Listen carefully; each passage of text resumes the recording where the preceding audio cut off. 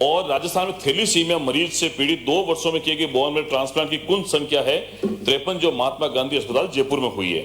इसके अलावा थैलीसीमिया मरीज के अलावा जो बोन मैरो ट्रांसप्लांट जो करते हैं उसकी की संख्या कुल है 64, जिसमें 2 cancer institute, state cancer institute में, एसएम अस्पताल में 62। माननीय सदस्य को मैं कहना चाहूंगा कि सरकार निश्चित रूप से इस बात के लिए प्रयासरत है कि थैलीसीमिया जैसी गंभीर बीमारी है, इससे बच्चों का इलाज हो। पेंशन की राशि उनको दी जा रही है, डे केयर सेंटर में उनके इलाज की निःशुल्क व्यवस्था है, और जनरली इसमें ऐसा होता है कि जो परिवार के लोग हैं वो ही इसके ट्रांसप्लांट में उनके जो है वो डोनर हो सकते हैं। इसलिए 10 लाख तक की से जो खर्चा आता है वो सरकार की तरफ से निःशुल्क वहन किया जाता है। अगला पूरा सर, मेरा दूसरा प्रश्न है, बजट 2024-25 में घोषणा हुई थी थैलीसीमिया से पीड़ित व्यक्तियों के उपचार हेतु हेमाटोलॉजिकल सेंटर की स्थापना के साथ ही मरीजों को बिना रिप्लेसमेंट रक्त संचरण की सुविधा उपलब्ध कराए जाने हेतु 10 नए रक्त संग्रहण की एवं परिवहन वाहन उपलब्ध कराए जाने की घोषणा की थी। उसमें से कितनी आपकी पूरी होगी? माननीय मंत्री जी, कहाँ खोल दी गई है? वैसे माननीय अध्यक्ष महोदय, ये सवाल जो है ये चिकित्सा विभाग से जुड़ा हुआ है। इसमें सहायता का प्रावधान था कि कितनी सहायता किस प्रकार से दी जाती है, उसका विवरण मैंने बता दिया है। फिर भी जो माननीय सदस्य ने बताया बजट घोषणा के संबंध में, तो मैं माननीय चिकित्सा मंत्री महोदय से जानकारी लेकर के आपको उपलब्ध करवा दी जाएगी। अगला प्रश्न है, उनका भी जवाब नहीं है क्योंकि क्वेश्चन आपके लगाए और आप ये कहना कि भाई स्वास्थ्य मंत्री जी इसके जानकारी देंगे, ये जानकारी आपको जुटानी चाहिए। सबसे पहली बात, आपके खुद के ही जवाब में आपने कहा है कि हम इसका निःशुल्क जो है बोन मैरो ट्रांसप्लांट करते हैं। दूसरी तरफ आप कह रहे हो कि 10 लाख रुपए तक का करते हैं, तो क्या बोन मैरो ट्रांसप्लांट जो है 10 लाख में हो जाता है? इससे ऊपर की राशि आएगी वो कौन देगा, ये आप बताएं। और दूसरा, आपने गंभीर बीमारी में ये भी घोषणा की है 5,000 रुपए हम देंगे उन मरीजों को, तो क्या ये उसकी श्रेणी में आते हैं कि नहीं आते हैं? माननीय अध्यक्ष महोदय, मैं माननीय नेता प्रतिपक्ष को जानकारी देना चाहूंगा, सदन को भी। पिछले वर्ष माननीय मुख्यमंत्री महोदय ने मुख्यमंत्री बाल संबल आयुष्मान योजना लागू करी थी। सरकार का 1 साल जब पूर्ण हुआ था, उसमें जो नेशनल हेल्थ स्कीम जो है हमारी राष्ट्रीय सूची है, उसमें से 52 तरह की उन गंभीर बीमारी को इस बाल संबल योजना में शामिल किया गया था। उसमें 50 लाख तक का इलाज मुफ्त और 5,000 रुपए तक की प्रतिमाह उनको सहायता, लेकिन उसमें थैलीसीमिया बीमारी को शामिल नहीं किया गया है। हमने ये प्रयास करके माननीय मुख्यमंत्री महोदय से आग्रह किया है कि इस बाल संबल आयुष्मान योजना में थैलीसीमिया को सम्मिलित किया जाए। पहला क्वेश्चन वो। दूसरा, आपने जिस बोन मैरो ट्रांसप्लांट की बात करी है, मैंने पहले ही बताया था कि बोन मैरो ट्रांसप्लांट का खर्चा जो आता है 9 से 11 लाख रुपए तक का अधिकतम खर्चा आता है, तो वो निःशुल्क है। और इससे ऊपर भी अगर होता है तो जो मां योजना के अंदर 25 लाख तक का इलाज निःशुल्क होता है, वो सरकार की तरफ से प्रावधान है। लेकिन बोन मैरो ट्रांसप्लांट का खर्चा 9 से 11 लाख तक का वो सरकार की तरफ से निःशुल्क है और वो दिया जा रहा है। अगला प्रश्न श्री कालीचरण सराफ, प्रश्न संख्या 142। माननीय मंत्री जी। खंड 1, प्रदेश में वर्तमान में कुल 53 निजी विश्वविद्यालय संचालित है, जिनकी सूची पृष्ठ 1 पर संलग्न है। खंड 2, जी हाँ, विभाग के नियंत्रणाधीन निजी विश्वविद्यालय में से निम्न 10 निजी विश्वविद्यालयों के विरुद्ध अनियमितताओं की शिकायतें प्राप्त होने पर इनके विरुद्ध जांच के आदेश दिए गए हैं। ओपीजीएस विश्वविद्यालय चूरू, सिंगानिया विश्वविद्यालय झुंझुनू, सनराइज विश्वविद्यालय अलवर, श्रीधर विश्वविद्यालय झुंझुनू, मेवाड़ विश्वविद्यालय चित्तौड़गढ़, माधव विश्वविद्यालय सिरोही और रेपल्स विश्वविद्यालय अलवर, निर्माण विश्वविद्यालय Jaipur, university of technology Jaipur, Jagdish Jabarmal Tibrewal विश्वविद्यालय झुंझुनू आदेशों की प्रति संलग्न 2 पर विभाग द्वारा ओपीजीएस विश्वविद्यालय चूरू, माधव विश्वविद्यालय सिरोही और जगदीश जाबरमल टिब्रेवाल विश्वविद्यालय झुंझुनू, सिंगानिया विश्वविद्यालय झुंझुनू, भोपाल नोबल विश्वविद्यालय उदयपुर के विरुद्ध राजस्थान कर्मचारी चयन बोर्ड द्वारा आयोजित शारीरिक शिक्षा अध्यापक भर्ती परीक्षा 2022 में अनियमितताएं पाए जाने पर इन विश्वविद्यालयों की समग्र जांच एसओजी के माध्यम से कराए जाने प्रेषित किया गया। संलग्न पृष्ठ 2 पर विभाग द्वारा दिनांक 7/1/2026 को ओपीजीएस विश्वविद्यालय चूरू का परिसमापन करते हुए संभागीय आयुक्त बीकानेर को ओपीजीएस विश्वविद्यालय चूरू का प्रशासक नियुक्त किया। आदेशों की प्रति संलग्न पृष्ठ 3 पर शेष विश्वविद्यालयों की जांच प्रक्रियाधीन है।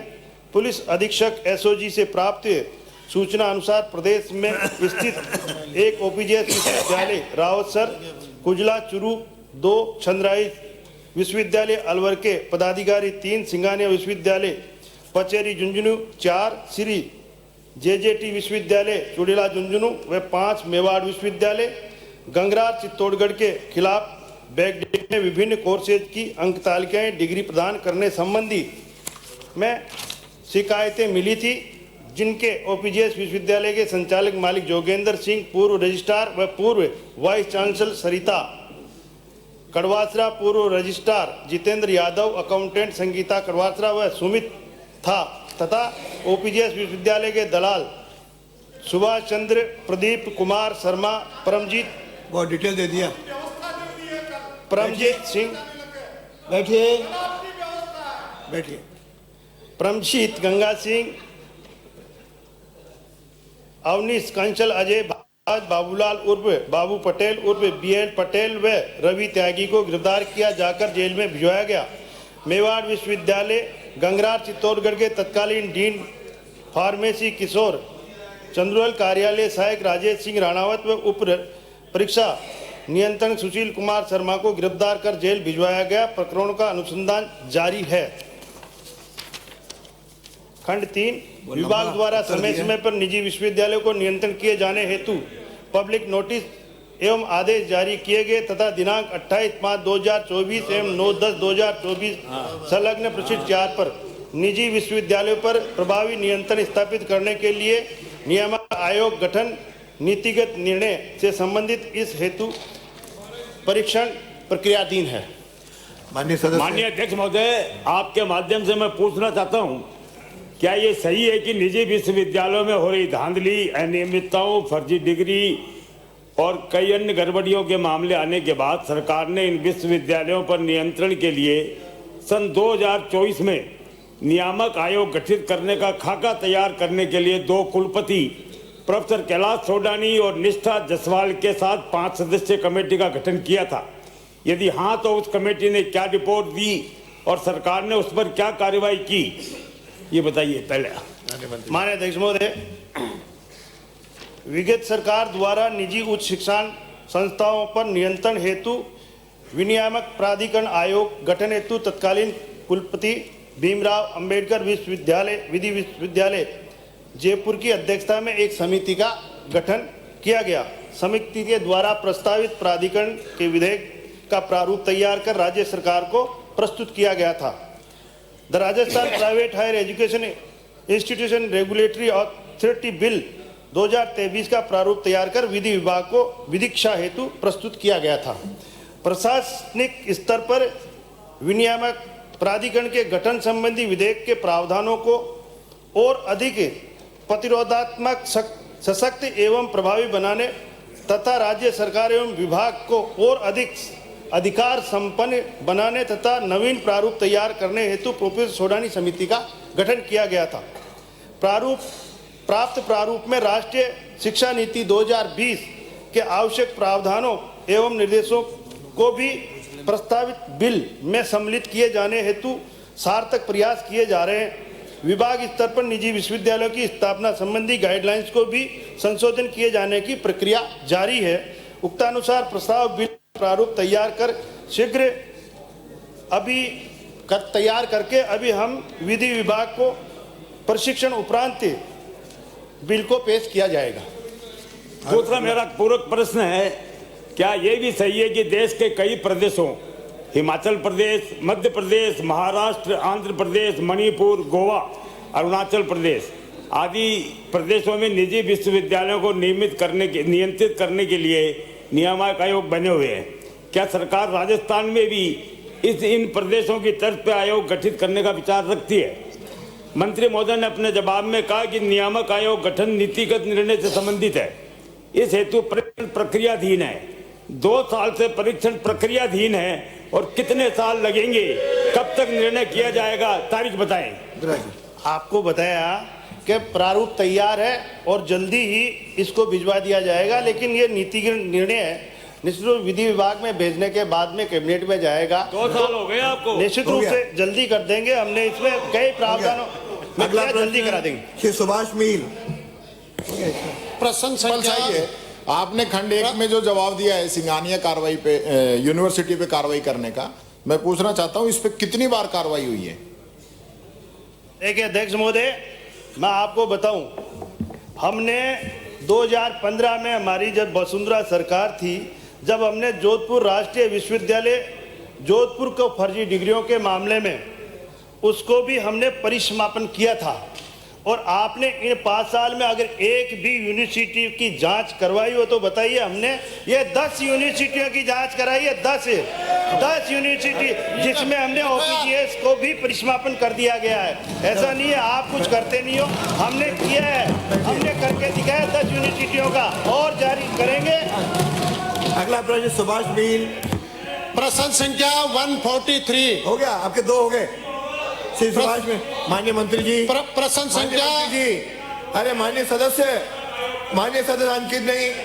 प्रश्न संख्या 143 माननीय मंत्री जी ग्रामीण विकास। अरे आप राजो, अरे बैठिए सर जी, आप राजो, आप राजो, अरे ब्राजो आप तो बोलो, आप बोलो, बैठो। अंकित नहीं हो रहा ब्राजो, हर प्रश्न खड़ा होना आप, चलिए आपका प्रश्न लगाना। अरे आप प्रश्न लगाना। नो, आप बोलिए मंत्री जी। माननीय अध्यक्ष, प्रश्न के क्रम संख्या 1, प्रधानमंत्री आवास योजना ग्रामीण अंतर्गत विधानसभा क्षेत्र खंडेला में वित्तीय वर्ष 2022-23 से वर्ष 2025-26 तक कुल 201 आवास स्वीकृत किए गए, जिनका ग्राम पंचायत वार विवरण परिशिष्ट 1 पर संलग्न है। खंड 2, योजनांतर्गत विधानसभा क्षेत्र खंडेला में स्वीकृत 201 आवासों में से 103 आवास पूर्ण करवाकर सभी किस्तों का भुगतान जारी कर दिया गया है। शेष 98 आवास निर्माणाधीन हैं, जिनका लाभार्थी द्वारा निर्धारित स्तर तक आवास निर्माण कार्य पूर्ण कराने के उपरांत आगामी किस्त का भुगतान किया जा सकेगा। ग्राम पंचायत वार किस्तों का विवरण परिशिष्ट 2 पर संलग्न है। माननीय सदस्य। माननीय अध्यक्ष महोदय, आपके माध्यम से मेरा माननीय मंत्री जी से पहला पूरक प्रश्न यह है कि दिसंबर 2025 तक खंडेला विधानसभा क्षेत्र में प्रधानमंत्री आवास योजना में कुल कितने आवेदन प्राप्त हुए और लंबित आवेदनों को कब तक स्वीकृत किया जाएगा? तथा दूसरा मेरा पूरक प्रश्न इसी में मैं बोल रहा हूँ कि खंडेला विधानसभा क्षेत्र में ऐसे कई आवास विहीन परिवार हैं जो अभी तक आवेदन नहीं कर पाए हैं। मेरा प्रश्न यह है कि क्या सरकार ऐसे आवासहीन परिवारों का सर्वे करने का विचार रखती है या नहीं? माननीय मंत्री जी। बिल्कुल, सरकार ऐसे आवासों का सर्वे करने का आदेश दिए हैं और इसमें ग्रामीण विकास मंत्रालय भारत सरकार के अर्धशासक पत्र दिनांक 27/12/2024 एवं 101/2025 द्वारा आवास प्लस ऐप 2024 के माध्यम से नए पात्र परिवारों के संरक्षण हेतु SOP जारी की है। आवास प्लस ऐप के 2024 पर 28.78 लाख परिवारों का स्टेट का सर्वे अपलोड कर दिया गया है और खंडेला में कुल अपलोड सर्वेक्षण 893 में है। स्वयं लाभार्थी द्वारा अपलोड सर्वेक्षण 199 है। असिस्टेड सर्वे चिन्हित ग्राम पंचायत वार सर्वेयर द्वारा यह संख्या 694 है।